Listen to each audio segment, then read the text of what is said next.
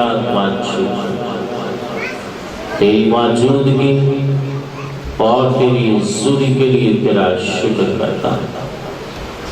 خدا پاک، تو آج اپنے خادم کے وسیلہ سے ہم سبوں سے کلام کر، اور تیرا کلام ان زندگیوں گہرا اثر پیدا کرتا ہے، اور تیرے روح القدس کی یاد ایک ایک زندگی میں لگی رہے۔ تیرا شکر، تیری تعریف اور تیری ستائش کرتا ہوں۔ اے خدا عظیم تیرا شکر، خدا اقدس تیرا شکر کرتا ہوں۔ یسوع کے نام سے کلام کی سننے اور سمجھنے کے خلاف ساری ابلیس کی قوتیں تیرے بیٹے یسوع کے نام سے جل کر بھسم، اور تیری یسوع اور تیری گہری معمول ایک ایک زندگی پر ٹھہر یسوع کے عظیم اور جلالی اور بابرکت نام پر آمین۔ اپنے سر اٹھائیں گے، اپنی آنکھ کھولیں گے۔ ہاللویا۔ میں چاہتا ہوں کہ آپ سب کلام مقدس کی تعظیم میں اپنے قدموں پر کھڑے ہو جائیں۔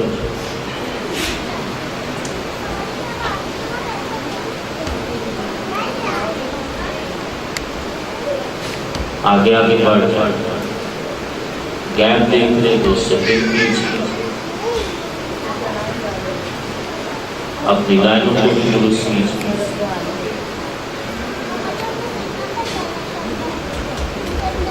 صبح خدا کے خادم جناب ریبرڈ ریاض کنسٹائن ملک اللہ کا کلام کی خدمت کو سر جان دے آپ سب کی بھرپور تعریف۔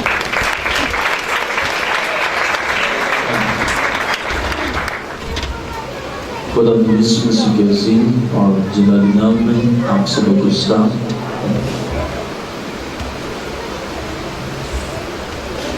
آئیے دیکھیں کلام مقدس میں حزقیل 37واں باب پہلی 14 آیات۔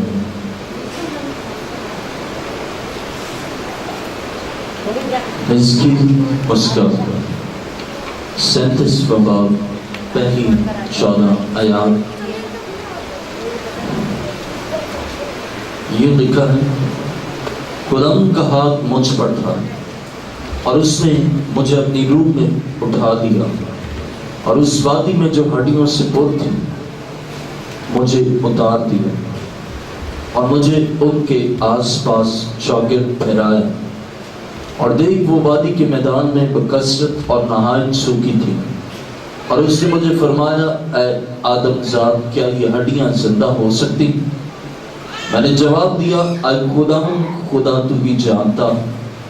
پھر اس نے مجھے فرمایا، تو ان ہڈیوں پر نبوت کر اور ان سے کہہ، اے سوکھی ہڈیوں، خدا کا کلام سنو۔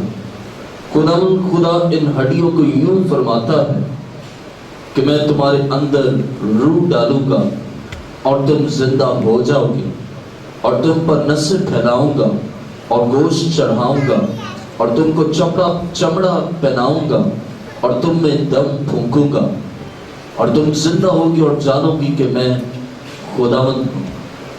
بس میں نے حکم کے مطابق نبوت کی، اور جب میں نبوت کر رہا تھا تو ایک شور ہوا، اور دیکھ زلزلہ آیا اور ہڈیاں آپس میں مل گئی، ہر ایک ہڈی اپنی ہڈی سے۔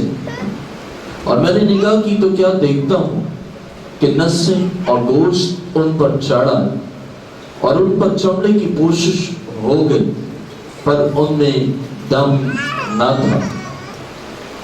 تب اس نے مجھے فرمایا کہ نبوت کر، تو ہوا سے نبوت کر، اے آدم زاد، اور ہوا سے کہ خدا یوں فرماتا ہے، اے دم، تو چاروں طرف سے آ اور ان مقتولوں پر پھونک کے زندہ ہو جائے۔ بس میں نے حکم کے مطابق نبوت کی، اور ان میں دم آیا، اور وہ زندہ ہو کر اپنے پاؤں پر کھڑی ہوئی، ایک نہایت بڑا لشکر۔ تب اس نے مجھے فرمایا اے آدم زاد یہ ہڈیاں تمام بنی اسرائیل ہیں۔ دیکھیے کہتے ہیں ہماری ہڈیاں سوکھ گئی اور ہماری امید جاتی رہی، ہم تو بالکل فنا ہو گئے، اس لیے تو نبوت کر اور ان سے کہہ خدا یوں فرماتا ہے کہ اے میرے لوگوں دیکھو میں تمہاری قبروں کو کھولوں گا اور تم کو ان سے باہر نکالوں گا اور اسرائیل کے ملک میں لاؤں گا، اور اے میرے لوگوں جب میں تمہاری قبروں کو کھولوں گا اور تم کو ان سے باہر نکالوں گا تب تم جانو گے کہ خداوند میں ہوں، اور میں اپنی روح تم میں ڈالوں گا اور تم زندہ ہو جاؤ گے، اور میں تم کو تمہارے ملک میں بساؤں گا، تب تم جانو گے کہ میں خداوند نے فرمایا اور پورا کیا، خداوند فرماتا ہے۔ خدا کے زندہ کلام کی پڑھیں اور سنے جانے پر ہم سب کے لیے باعث سے برکت ہو۔ تشریف رکھیے، آئیے اپنی آنکھوں کو بند کریں اور اپنے سر کو جھکائیں۔ خداوند خدا رحیم، میں تیرا شکر گزار ہوں آج اس دن وقت لمحات کے لیے جو تو نے بخش دیا۔ ذوالجلال خدا مجھے چھو دے، آسمانی تحریک اور تین بخش، گائیڈنس بخش اور بیان کرنے کا خاصا فضل بخش دے۔ یہ کلام آج ہر ایک زندگی کے لیے مؤثر ثابت ہو، یسوع نام میں آمین۔ آج میرا مضمون ہے زندہ ہونے کی امید۔ میرا مضمون ہے زندہ ہونے کی امید۔ میرے عزیزوں، روزوں کے 5ویں اتوار کا جو مرکزی خیال ہے وہ زندہ ہونے کی امید ہے، اور حزقیل ایک ایسی وادی کا ذکر اور تذکرہ کرتا ہے جس میں سوکھی ہڈیاں ہیں، جس میں ایسی ہڈیاں ہیں جو بکھر چکی ہیں، ایسی ہڈیاں ہیں جو وادی ہڈیوں سے بھری پڑی ہے، اور وہ ہڈیاں جن میں ذرا بھی سکت نہیں، جن میں ذرا بھی جان نہیں، اور جو محض صرف ایک جگہ تک محدود ہے،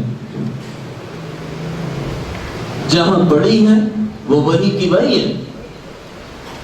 لیکن کلام مقدس ہمیں یہ بیان کرتی ہے کہ وہ ہڈیاں اس وقت ہوتی ہیں جب کوئی انسان مر جائے اور مردہ حالت میں ہو اور کافی طویل عرصے سے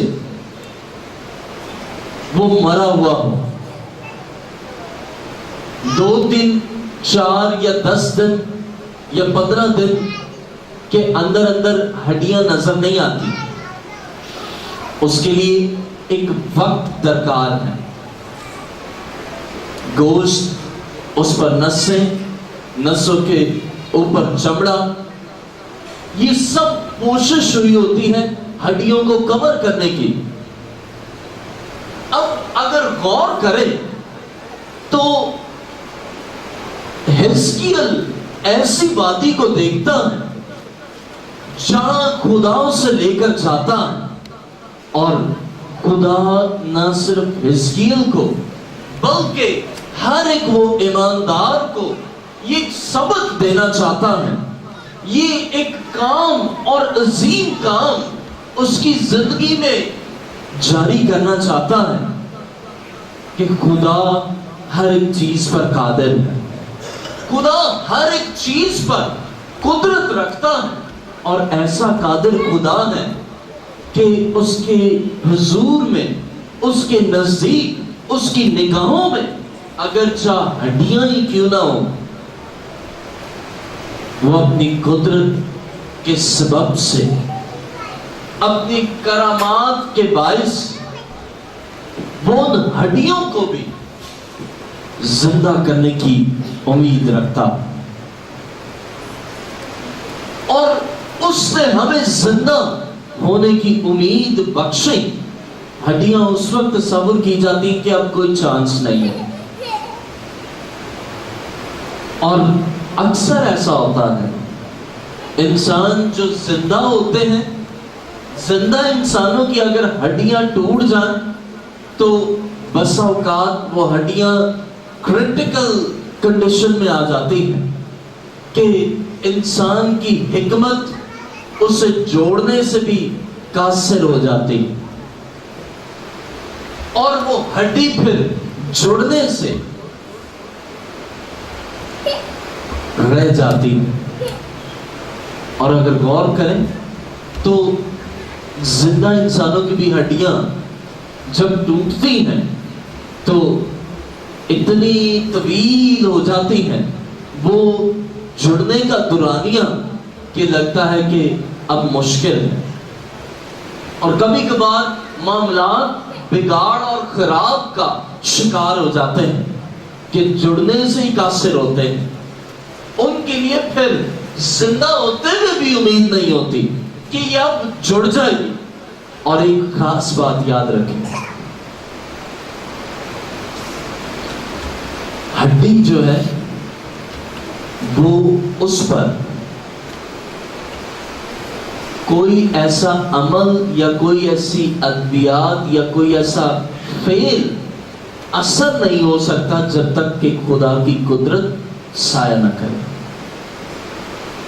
ہڈی اس وقت ہی پراپر طور پر جڑتی ہے، اور ہڈی اس وقت ہی پراپر طور پر ٹھیک ہوتی ہے۔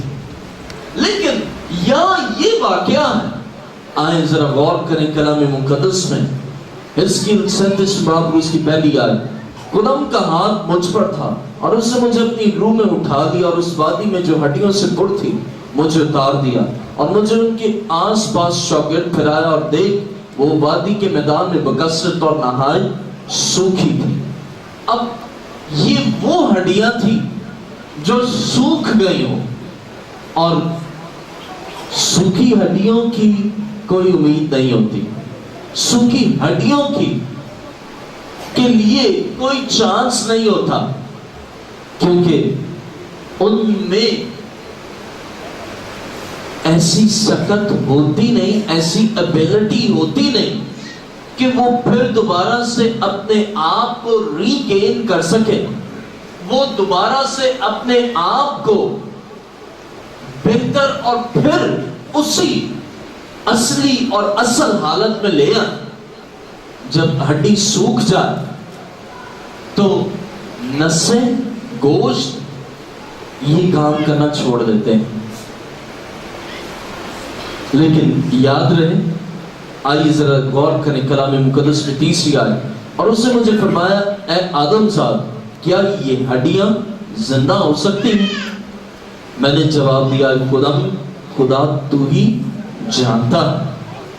اب اگر غور کریں تو خدا اس سے مخاطب ہے، خدا کلام کرتا ہے، کیا یہ زندہ ہو سکتی ہیں؟ حزقیل نے بہت عمدگی سے جواب دیا، اگر خدا کی رضا ہے نا تو زندہ ہو سکتی ہے، خدا کی مرضی ہے تو زندہ ہو سکتی ہے۔ اگر خدا کی مرضی نہیں ہے تو سوکھی ہڈیوں میں کچھ بھی نہیں ہو سکتا۔ اگر خدا نہیں چاہ رہا تو پھر اس سوکھی ہڈی کی امید نہیں ہے کہ وہ زندہ ہو جائے۔ لیکن بائبل مقدس یہ بیان کرتی ہے، آئیے ذرا غور کریں کلام مقدس میں، میرے ساتھ دیکھیے 11ویں آیت، تب اس نے مجھے فرمایا، اے آدم زاد، کیا یہ ہڈیاں تمام بنی اسرائیل نہیں؟ دیکھ یہ کہتے ہیں ہماری ہڈیاں سوکھ گئی اور ہماری امید جاتی گئی، ہم تو بالکل فنا ہو گئے۔ اب ہڈیوں سے سوکھنے سے یہ اندازہ اور یہ تاثر لگایا جاتا ہے کہ ان کی اب امید نہیں. انسان جب مر جائے، عہد عتیق کا پس منظر جب تک مسیح اور مسیح کا ایک عظیم کام اس کائنات اور دنیا میں رونما نہ ہوا تھا، اس وقت تک انسان مرتا اور اس کی ہڈیاں سوکھ جاتی، انسان فنا کی حالت میں ہی رہتا، انسان موت کے عالم میں ہی رہتا. انسان پھر ایسا نہ تھا کہ وہ جی اٹھتا، ایسا نہ تھا کہ وہ زندہ حالت میں دوبارہ ریٹرن ہو پاتا، بلکہ وہ زندہ ہی نہ ہوتے. اور سوکھی سے مراد یہ ہے کہ وہ بالکل سوکھ گئی سے مراد کہ اب ان کی امید ہی نہیں، زندہ ہونے کی کوئی چانس ہی نہیں ہے، زندہ ہونے کے کوئی اثرات ہی نہیں ہے. لیکن بائبل یہ بیان کرتی ہے کہ قوم بنی اسرائیل جب تک پرانے عہد میں رہے، جب تک کفارہ اور کفار مسیح نہ ہوا، اس وقت تک ان کی کوئی امید نہ تھی. مرتے اور ان کی ہڈیاں سوکھ جاتی، اس دنیا اور اس دنیا سے رحلت فرماتے تو ان کی ہڈیوں میں جان باقی نہ رہتی، وہ پھر زندہ نہ رہتے، ان کے لیے پھر کوئی چارہ نہ ہوتا، بلکہ وہ بکھری ہوتی میدانوں. اور ایسا ہی ہے، شہر خموشہ میں بے شمار ہڈیاں بکھری ہیں، سوکھی ہیں. لیکن ہمیں یہ واضح ہوتا ہے کہ خدا قادر ہے ان بکھری ہوئی ہڈیوں کو جوڑنے کی. اگر ڈھانچے پر غور کریں نا تو انسان کا گوشت اور نسیں یہ ہڈیوں کو جوڑے رہتے ہیں. ایسے ہی نہیں،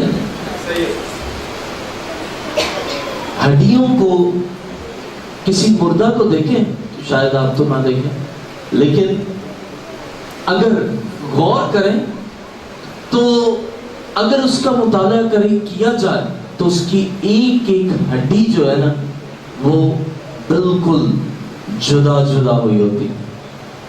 جوائنٹس اس کے وہ جڑے نہیں ہوتے، بلکہ ڈھانچے کو، ہڈیوں کے ڈھانچے کو دیکھا جائے تو وہ بالکل الگ تھلگ ہوئے ہوتے ہیں. انگلیاں تو وہ الگ، ہاتھ ہے تو وہ الگ، کونی ہے تو وہ الگ، کندھا ہے تو وہ الگ. اب اگر غور کریں تو بکھری ہوتی ہے، ان کی حالت جڑی ہونے کی بجائے بکھر جاتی ہے. اور یہ حزقیل اس وادی کو دیکھتا ہے جس میں ہڈیاں ہیں، بکھری ہیں، پہلی بات. دوسری بات کہ سوکھی ہے، ان میں کوئی چانس ہی نہیں ہے کہ ہڈی ریگین کر سکے، ان میں کوئی ایسے اثرات ملتے ہی نہیں ہیں کہ وہ ہڈی اپنے آپ میں پھر دوبارہ ریسٹور کر سکے. لیکن غور کریں کلام مقدس میں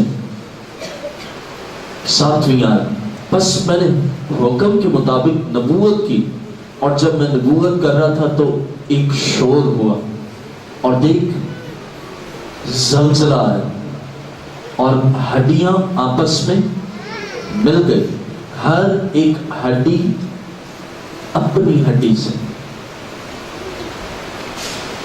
اس چیز کو میں آپ کو بتانے کے لیے یوں منظر پیش کروں گا کہ انسان جب تک مسیح نے اس دنیا میں کفارہ نہ دیا، مسیح نہ مرا، اس وقت تک انسان مرتا اور مرا ہی رہتا، اس کی ہڈیاں گویا سوکھی ہی رہتی.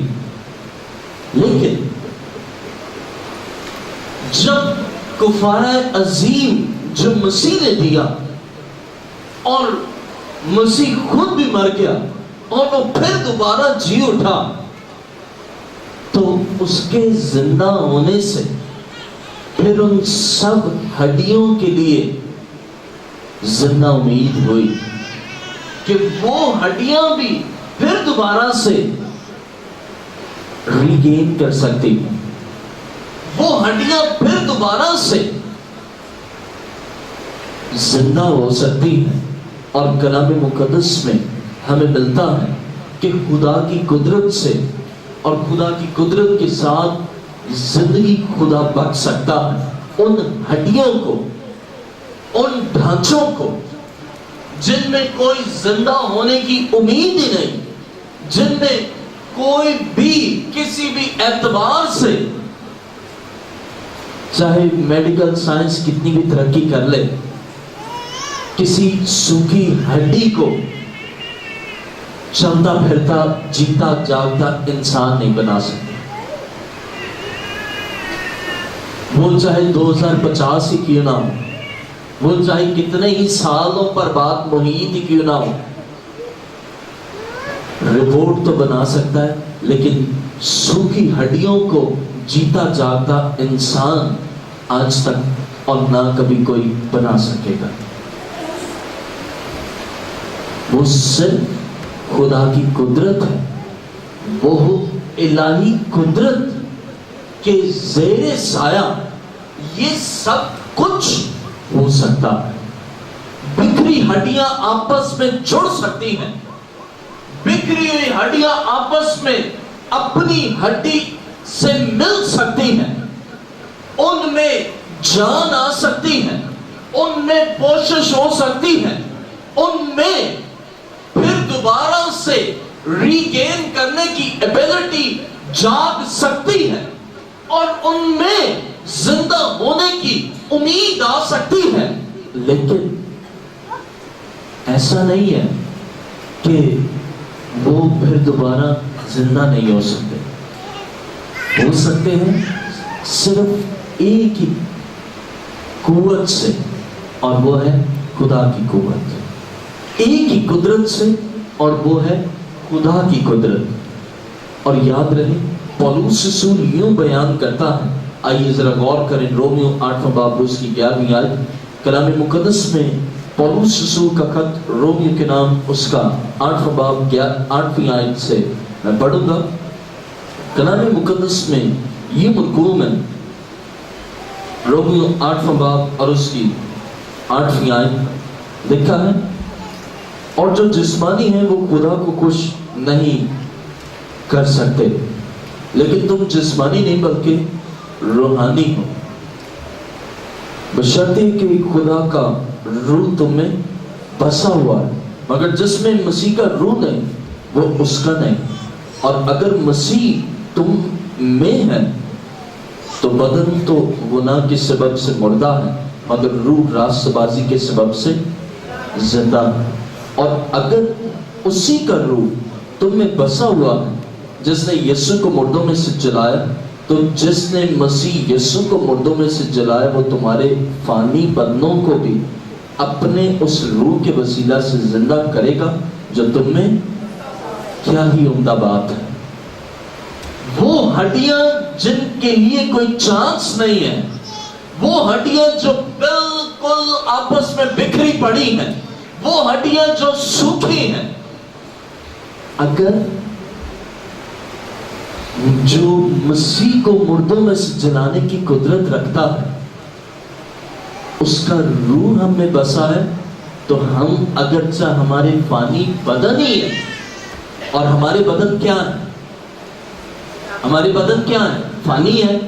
ہمیں پتا ہے کہ ایک دن مرنا ہے، ہمیں پتا ہے کہ ہمارا ایک دن ایسا ہے جس میں ہمارا بدن فنا کی حالت میں جائے گا، جو پھر دوبارہ سے بقا کی حالت میں آنے کے لیے تیار ہوگا. جو پھر دوبارہ سے اس بقا کی حالت میں آنے کے لیے تیار، شرط یہ ہے کہ اس کا روح ہمیں نہیں بسا تو پھر کوئی چانس نہیں، پھر کوئی امید ہے ہی نہیں۔ اور اسی لیے جن میں خدا کا روح نہیں بسا ہوتا وہ داڑے مار مار کے روتے بھی ہیں، جن میں خدا کا روح مقیم نہیں ہوتا وہ آنسو بھی بہاتے ہیں، جن میں خدا کا روح نہیں بسا ہوتا ان میں زندہ ہونے کی امید نہیں ہوتی، وہ نا امیدوں کی طرح، نا امیدوں کی حالت میں گند کھاتے ہیں، وہ نا امیدوں کی طرح نا امیدی کے عالم میں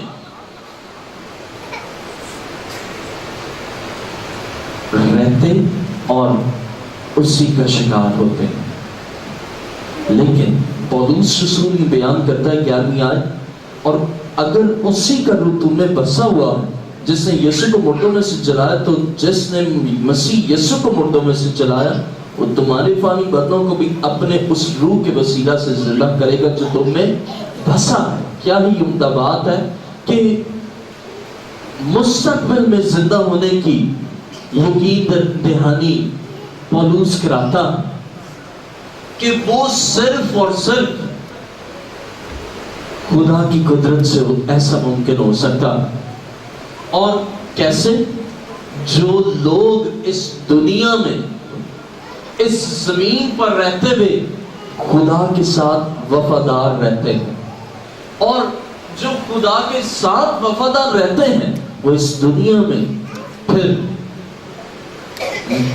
وہ وفادار تو ہوتے ہیں، خدا کے ساتھ تو ہوتے ہیں، خدا کا روح میں بسا ہوتا ہے، فانی بدن تو ہوتے ہیں، لیکن مستقل فنا کی حالت میں نہیں جاتے، مستقل بنیادوں پر وہ فنا کی حالت میں نہیں ہوتے، پھر فانی بدن فنا کی حالت میں آ کر پھر دوبارہ سے ان کے لیے زندگی ہوتی ہے، اور نہ ختم ہونے والی جو جلال کی زندگی ہے، جلالی زندگی ہے، وہ زندگی میں وہ کنورٹ ہو جاتے ہیں، ان کا تبادلہ ہو جاتا ہے، ان کے لیے پھر ایک ایسی قدرت عمل میں آتی ہے جو خدا کی قدرت کہلاتی ہے، اور ان کے لیے زندہ ہونے کی امید ہوتی ہے۔ اور یوحنا یوں ہمیں مسیح کے اس عظیم کام کے بارے میں وضاحت کرتا ہے۔ آئیے ذرا غور کریں، زندہ ہونے کی امید، میرا مضمون ہے زندہ ہونے کی امید۔ اگر ہڈیاں جڑ سکتی ہیں، ہڈیوں پر نسیں آ سکتی ہیں، گوشت یعنی چمڑا، گوشت آ سکتا ہے، چمڑا آ سکتا ہے، اور وہ دوبارہ سے زندہ ہو سکتے ہیں، تو یہ سب خدا کی قدرت سے، جب ہم خدا کے ساتھ وفادار ہوتے ہیں، ہم نے مرنا تو ہے، فنا کی حالت میں ہمارا جسم اور بدن تو ہے، لیکن ہمارے لیے پھر دوبارہ سے زندہ ہونے کی امید ہے جب ہم خدا کے ساتھ وفادار ہوتے ہیں۔ پھر ہم ایسی زندگی پاتے ہیں جو جلال والی زندگی ہوتی ہے، اور یسوع کا ایک عظیم معجزہ ہمیں ملتا ہے۔ آئیے ذرا غور کریں کلام مقدس میں، یوحنا 11 باب اس کی پہلی آیت کو میں پڑھوں گا۔ کلام مقدس میں مرکو میں مریم اور اس کی بہن مرتھا کے گاؤں بیتنیہ کا لازر نام ایک آدمی بیمار تھا۔ یہ وہی مریم تھی جس نے خدام پر عطر ڈال کر اپنے بالوں سے اس کے پاؤں پہنچے، اسی کا بھائی لازر بیمار تھا۔ بس اس کی بہنوں نے اسے یہ کہلا بھیجا کہ آج خدام دیکھ جسے تو عزیز رکھتا وہ بیمار ہے۔ یسوع نے سن کر کہا کہ یہ بیماری موت کی نہیں بلکہ خدا کے جلال کے لیے ہے، تاکہ اس کے وسیلہ سے خدا کے بیٹے کا جلال۔ آئیے ذرا غور کریں، دیکھیں میرے ساتھ 17ویں آیت۔ بس یسوع کو آ کر معلوم ہوا کہ اسے قبر میں رکھے 4 دن ہوئے۔ बैतनिया यरूशलेम के नजदीक करीबन 2 मील के फासले पर था और बहुत से यहूदी मर्था और मरियम को उनके भाई के बारे में तसल्ली देने आए थे। बस मर्था यीशु के आने की खबर सुनकर उससे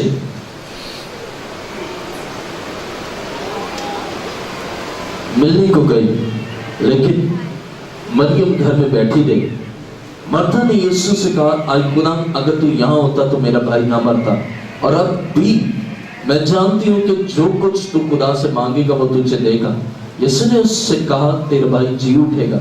मर्था ने उससे कहा, मैं जानती हूँ कि क़यामत में आखिरी दिन जी उठेगा।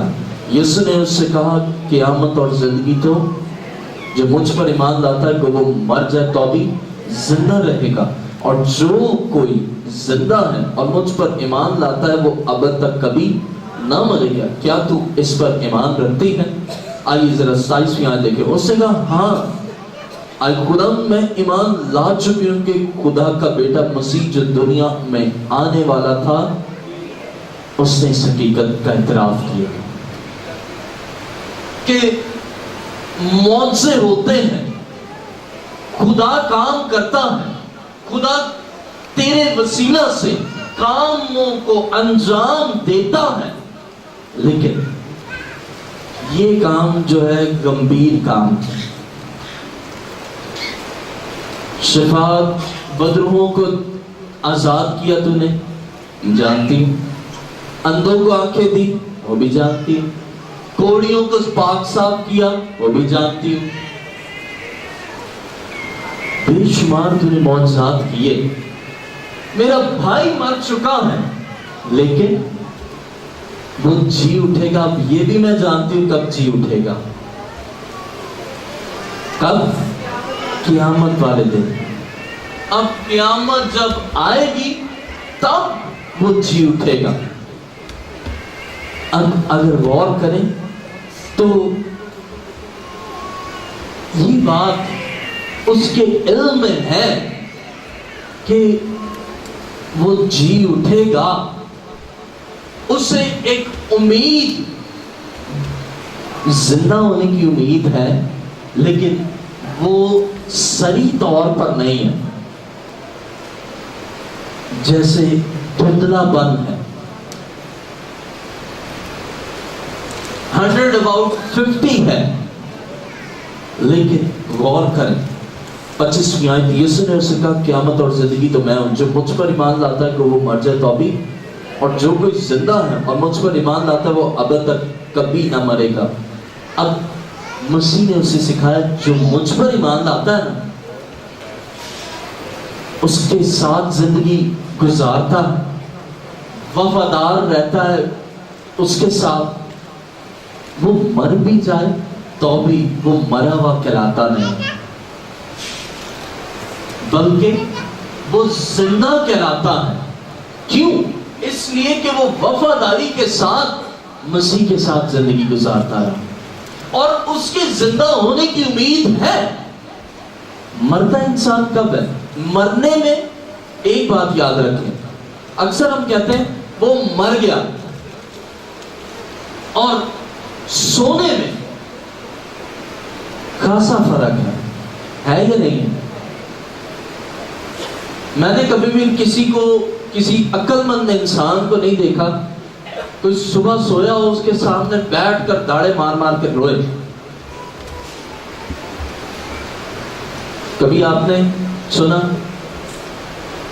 कोई सोया हुआ है, आप उसके सामने रो रहे हो, वो लेटा हुआ है और आप रो रहे हो, सही रो रहे हो, दाड़े मार मार के? कभी भी नहीं। ऐसा कभी भी नहीं होता। क्यों नहीं होता? सोया है, 8 घंटे सोए, ज्यादा से ज्यादा 12 घंटे सो गए। उसके बाद जहन में, दिल में ये पुख्ता यकीन होता है कि थका हुआ है, इसने उठ जाना है, आवाज देंगे उठ जाएगा। और ऐसा ही होता है। कभी भी हम रोते नहीं हैं, या कभी रोए نہیں روئے. اس کی وجہ یہ ہوتی ہے کہ آپ کو یہ اندازہ ہے یہ سویا ہوا ہے، اور اس سونے کے عمل میں ایک نیچرل پروسیس ہے کہ اس نے اپنے معین اور مقررہ وقت پر جب اس کی نیند پوری ہوگی کبھی بھی نہیں روئیں گے. اس کی وجہ ہمیں امید ہے، بھروسہ، اعتقاد، یقین ہے. رات ہوئی ہے تو صبح نے اٹھنا ہے، دوپہر کو سویا تو شام کو اٹھ جائے گا. ایسا ہی اس کے لیے ہم دھاڑے مار مار کے روتے نہیں ہیں، نا امید نہیں ہوتے.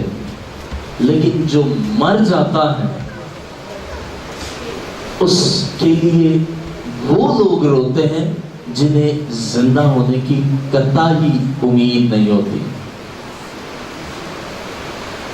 لیکن جو مجھ پر ایمان لاتا ہے گو وہ مر بھی جائے. اب گو وہ مر جائے سے مراد اس کا بدن فنا کی حالت میں آ بھی جائے تو بھی وہ فنا کی حالت میں بقا کے اعتبار سے جی اٹھے گا. ہاللیلویا. وہ فنا کی حالت میں بویا جاتا ہے لیکن بقا کی حالت میں جی اٹھتا ہے.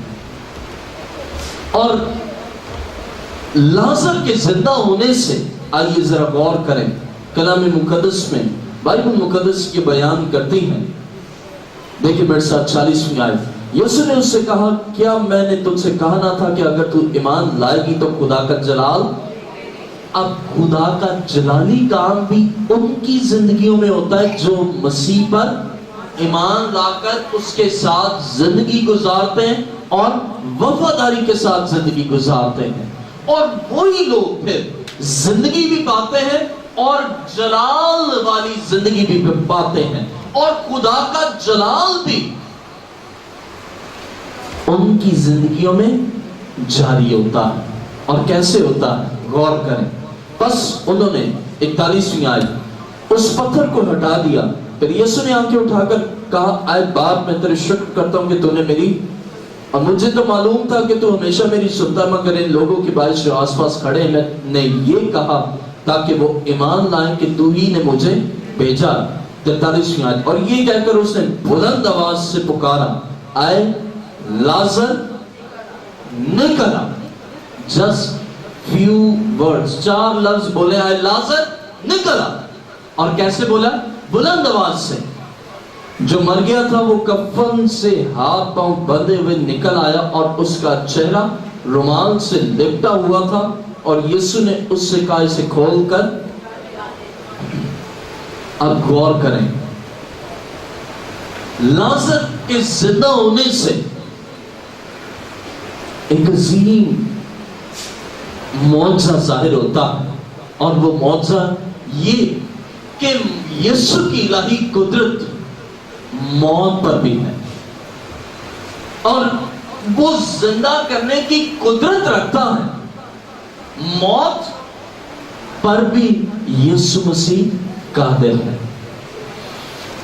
جس طرح خدا ان بنی اسرائیل کی ہڈیوں میں اس خدا کے بندہ کو حزقیل کو خدا خود لے گیا اور ان سوکھی ہڈیوں کو زندہ کیا، اسی طرح مسیح قادر ہے موت پر. اور یہ موت کیسی ہے؟ 4 دن کی. 4 دن سے مردہ لازر ہے.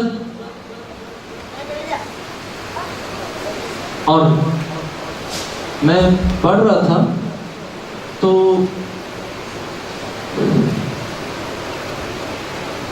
شاید جو میڈیکل سائنس سے تعلق رکھنے والے ہیں وہ اس بات کو جانتے ہوں کہ انسان میں دلوں پر محیط جو ہے وہ انسانی پارٹس اور فنکشنز جو ہیں وہ بالکل سیز ہو جاتے ہیں، یعنی بالکل ختم ہو جاتے ہیں. جیسے دل ہے، دل اس کے بعد فوراً ایک دم اٹیک ہوا اور بند ہوا، اور کچھ اور آنکھیں ہیں تو وہ کچھ دنوں تک، اور اسی طرح کچھ ایسے اعضاء ہیں جو دنوں پر ہوتے ہیں. لیکن اب غور کریں،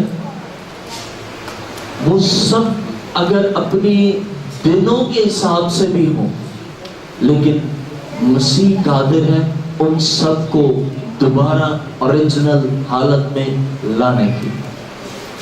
اور کلام مقدس یہ بیان کرتی ہے کہ وہ لازر جو مر چکا تھا، مسیح نے پکارا اور وہ لازر باہر آ گیا.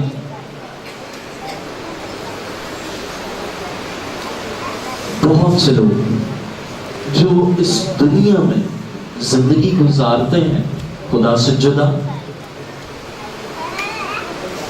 گناہ میں، قصوروں میں، کوتاہیوں میں، اور اسی لیے وہ جب مرتے ہیں تو ان کے رشتہ داروں کو بھی یہ پتا ہوتا ہے، اسی لیے وہ غم بھی کرتے ہیں. اسی لیے وہ پریشان بھی ہوتے ہیں. اس کی وجہ یہ ہوتی ہے کہ وہ ان کے لیے کوئی امید نہیں ہوتی. اور پولس رسول یہ بیان کرتا ہے، آئیں غور کریں، رومیو 6 باب 16 آیت. پولس رسول کا خط رومیو کے نام، اس کا 6 باب اور اس کی 16 آیت میں یوں مکتوب میں یہ لکھا ہے، کیا تم نہیں جانتے کہ جس کی فرمانبرداری کے لیے اپنے آپ کو غلاموں کی طرح حوالے کر دیتے ہو، اسی کے غلام ہو جس کے فرمانبردار ہو، کا گناہ کے جس کا انجام موت ہے، کا فرمانبرداری کے جس کا انجام راست بازی ہے. لیکن خدا کا شکر ہے کہ اگرچہ تم گناہ کے غلام تھے تو بھی دل سے اس تعلیم کے فرمانبردار ہو گئے جس کی سانچے میں تم ڈھالے گئے تھے، اور گناہ سے آزاد ہو کر راست بازی کی غلام ہو گئے. میں تمہاری انسانی کمزوری کے سبب سے انسانی طور پر کہتا ہوں، جس طرح تم نے اپنے عزا بدکاری کرنے کے لیے ناپاکی اور بدکاری کی غلامی کے حوالے کیے تھے، اسی طرح اب اپنے عزا پاک ہونے کے لیے راست بازی کی غلامی کے حوالہ کر دو. کیونکہ جب تم گناہ کے غلام تھے تو راست بازی کے اعتبار سے آزاد تھے. پس جن باتوں سے تم اب شرمندہ ہو، ان سے تم اس وقت کیا پھل پاتے تھے، کیونکہ ان کا انجام تو موت ہے. مگر اب گناہ سے آزاد اور خدا کے غلام ہو کر تم کو اپنا پھل ملا، جس سے پاکیزگی حاصل ہوتی ہے، اور اس کا انجام ہمیشہ کی زندگی ہے. کیونکہ گناہ کی مزدوری موت ہے، مگر خدا کی بخشش ہمارے خداوند مسیح یسوع میں ہمیشہ کی. اب غور کریں، گناہ کی مزدوری جو ہے موت ہے. گناہ کا غلام ایسا غلام ہے جس میں ناپاکی، بری عادات، بری باتیں، برے کام، قصور، عیب، کوتاہیاں، یہ گناہ کا غلام. اور اس کے ثمرات کیا ہوتے ہیں؟ جب انسان گناہ کا غلام ہے تو اس کے ثمرات بھی اچھے نہیں ہوتے. اس کا پھل ملتا ہے گناہ، کیونکہ جو بوئیں گے وہی کاٹیں گے. مثال لے لیں، آپ نے کوئی سبزی بوئی ہے جو آپ چاہ رہے ہیں اور متوقع کر رہے ہیں اب مجھے کچھ اور مل جائے، تو ایسا نہیں ہوتا. آپ کوئی پھل کا بیج بھی بو رہے ہیں اور متوقع ہے کہ یہ پھل کا میں نے بیج بویا، اس کے علاوہ کوئی اسی میں سے پروڈیوس ہو جائے، تو کیا ایسا پاسبل ہے؟ نہیں ہے۔ اسی طرح ہم جو کچھ اپنے غلامی کے بدن میں بوتے ہیں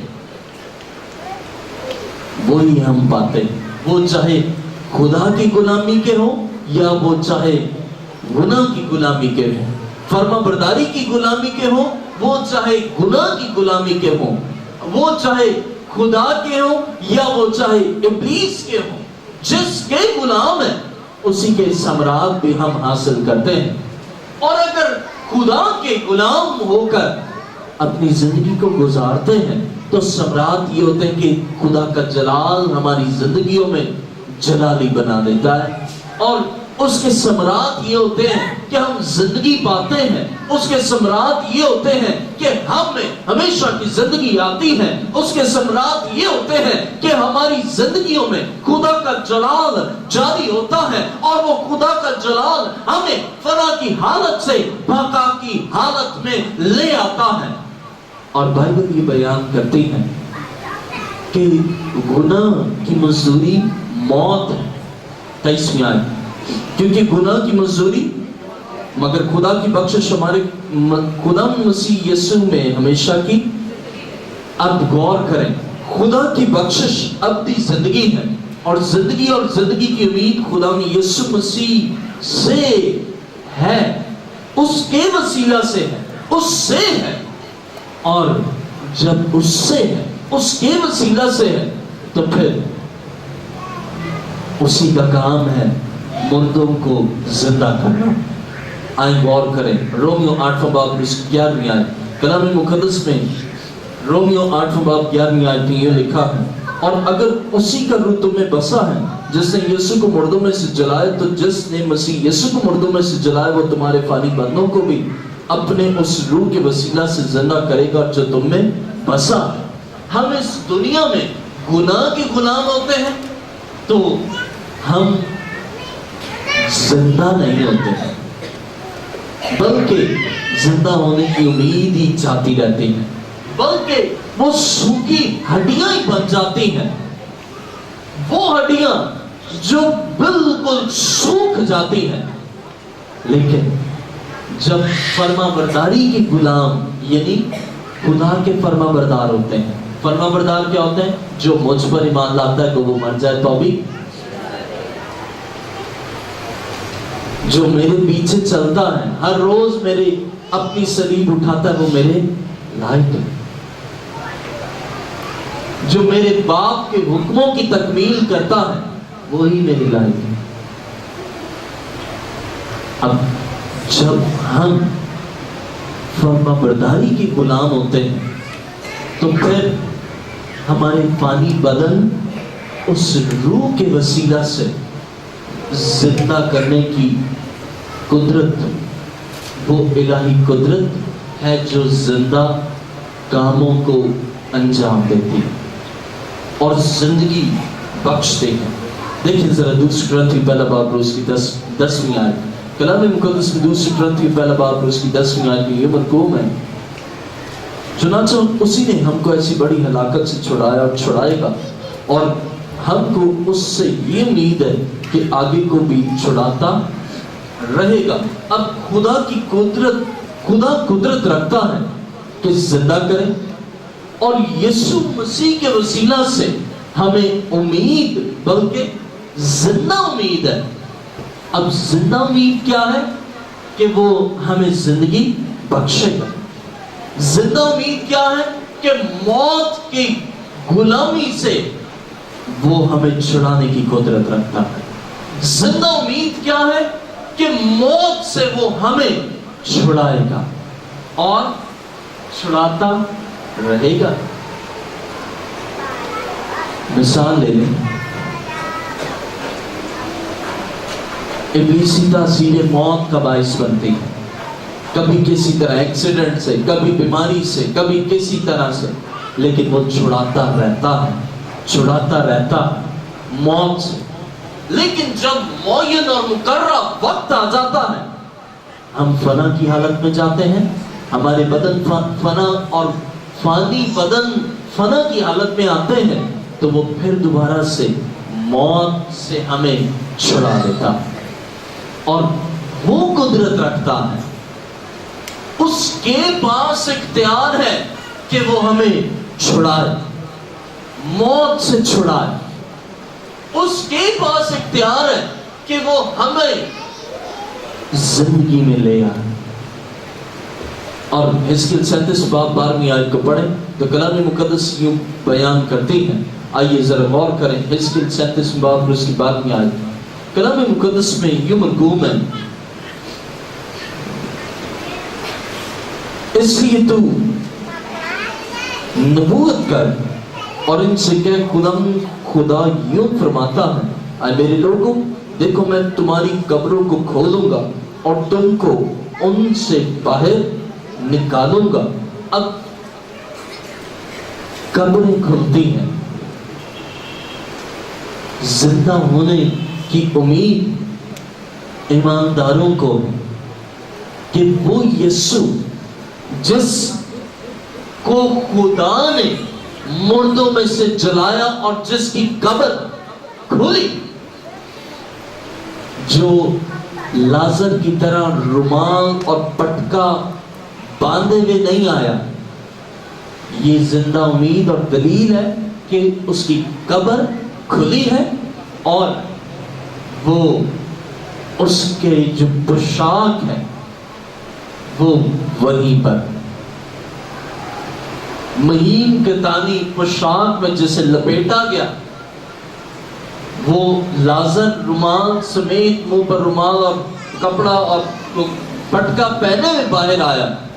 اس کا مطلب کہ اس کے لیے پھر دوبارہ معین وقت پر مرنا ہے، اور یقینی طور پر وہ اس کے لیے زندہ امید ہے کہ وہ جی اٹھے گا۔ لیکن مسیح زندہ ہوا اور وہ بغیر رومال کے، بغیر پوشاک کے جس سے اسے لپیٹا گیا وہ آیا، اور کس صورت میں آیا؟ جلالی صورت میں۔ اور کلام مقدس یہ بیان کرتی ہے کہ خدا نے، اب اسے اگر غور کیا جائے تو یہ بطور پیشن گوئی بھی استعمال ہوتی ہے۔ آئیے دیکھیں ذرا 12 آیت، اس لیے تو نبوت کر اور ان سے کہ خدا یوں فرماتا ہے، آئے میرے لوگوں۔ اب کون سے لوگوں؟ میرے لوگوں۔ اور میرے کب کہتے ہیں؟ جب کسی سے اپنائیت ہوتی ہے۔ میرے کب کہتے ہیں؟ جب کسی سے لگاؤ ہوتا ہے۔ اور میرا اس وقت آتا ہے جب وہ اپنا ہوتا ہے۔ اور مسیح کے اپنے کون ہیں؟ جتنوں نے اسے قبول کیا اس نے انہیں خدا کے فرزند بننے کا حق بخش دیا۔ وہ اپنے مسیح کے پاس اس کی ماں اور بھائی آئے، اس نے کہا میرے ماں اور بھائی یا باپ بہن بھائی وہ ہیں جو میرا سنتے ہیں اور اس پر عمل بھی کرتے ہیں۔ اب اس کا مطلب کہ فرما برداری کے غلام ہوتے ہیں، وہ خدا کی فرما بردار ہوتے ہیں، وہی در حقیقت اس کے اپنے۔ اب جب ہم اس کے اپنے ہوتے ہیں تو وہ ہماری قبروں کو کھولتا ہے۔ اور اس کی یہ پیشن گوئی میں جو بتا رہا تھا وہ یہ، آئیے ذرا غور کریں کلام مقدس 12 آیت کا دوسرا حصہ، میرے لوگوں دیکھو میں تمہاری قبروں کو کھولوں گا اور تم کو ان سے باہر نکالوں گا۔ مسیح جب مسیح کی قبر اور اس کے ساتھ مسیح کے ساتھ ساتھ اور بھی بہت سی قبریں مسیح کے بعد سے کھلنا شروع، اور وہ اس اعتبار سے کہ مسیح پھر دوبارہ سے جب ہم مریں گے ہماری قبریں کھلنا شروع ہوگی۔ ایسا نہیں ہے کہ ہماری قبریں مسلسل بند ہی رہیں، اور ان کی جو اس کے ساتھ اس کے لوگ ہوتے ہیں۔ اور کلام مقدس میں ہمیں یہ ملتا ہے यूहन्ना 5 बाब और उसकी 25वीं आयत। यूहन्ना की इंजील 5 बाब और उसकी 25वीं आयत यूं मक़ूम है,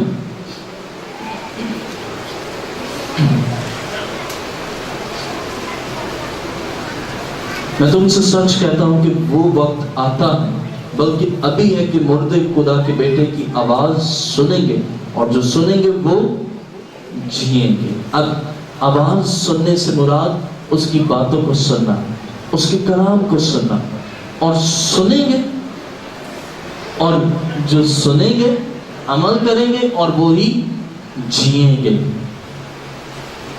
जीने की उम्मीद उनके लिए है जो उसकी आवाज सुने। जीने की, जिंदा होने की उम्मीद, मेरा मजमून है जिंदा होने की उम्मीद। जिंदा होने की उम्मीद उन्हीं के लिए है जो सुनकर अपनी जिंदगी उसके ताबे करते हुए उसके साथ गुजारें। आइए आंखों को बंद करें और अपने सर को झुकाएं।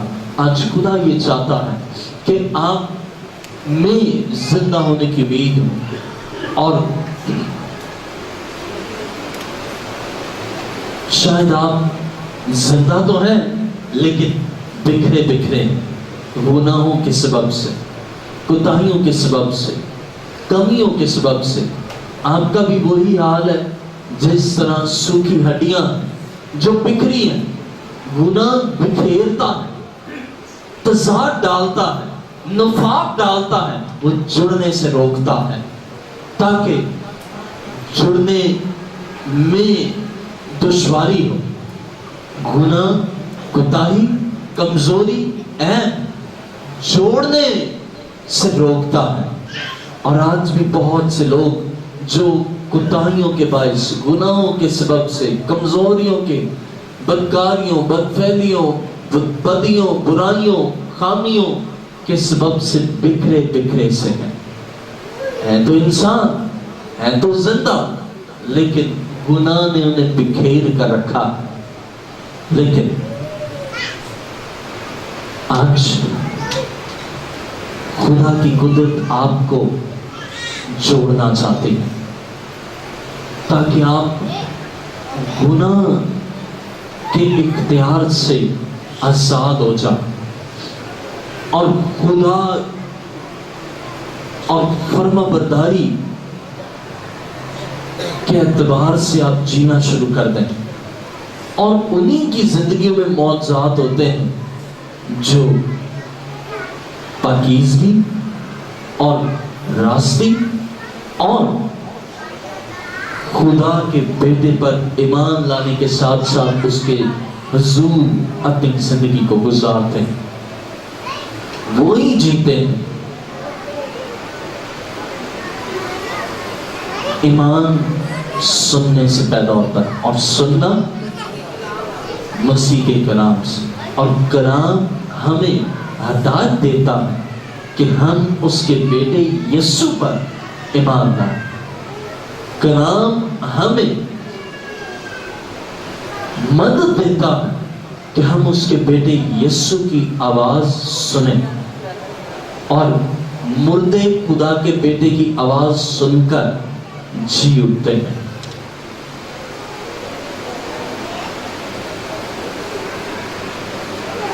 आज खुदा चाहता है कि आप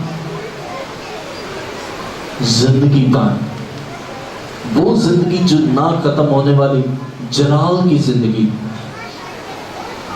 अगर आप चाहते हैं कि आप अभी भी सूखी हड्डियां बने रहें, जिनमें जिंदा उम्मीद बिल्कुल भी ना हो, क्या आप ये चाहते हैं, या ये चाहते हैं कि आप सूखी हड्डियां हैं लेकिन आप में जिंदा होने की उम्मीद, और जिंदा होने की उम्मीद उस पर ईमान लाने से, उसके साथ इस जमीन पर जिंदगी गुजारने से, उसकी सुनने से। अगर आप चाहते हैं कि आप उसके बेटे यीशु पर ईमान लाएं, اور اس کے بیٹے یسوع کی سنیں تو آپ کھڑے ہو سکتے ہیں۔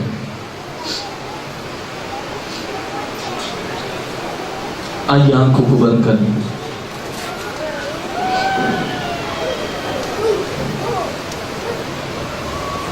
میرے پیچھے ہو گئی۔ آئے خدا یسوع، میں تیرے حضور آیا، تو مجھے چھو لے، مجھے فضل بخش کہ میں تجھ پر ایمان لاؤں اور تیرے بیٹے یسوع کے وسیلہ سے زندگی پاؤں۔ مجھے توفیق بخش کہ میں تیری سنوں، جو تو فرمائے اس کے عین مطابق اپنی زندگی گزار، تاکہ مجھ میں زندہ ہونے کی امید ہو، میں گناہ کی غلامی سے، گناہ کے اختیار سے آزاد ہونا چاہتا ہوں۔ میں تجھ میں جڑنا چاہتا ہوں، تیری سننا چاہتا ہوں، تیرے ساتھ ساتھ چلنا چاہتا ہوں۔ یہ سنا، آمین۔ God bless you. تشکر۔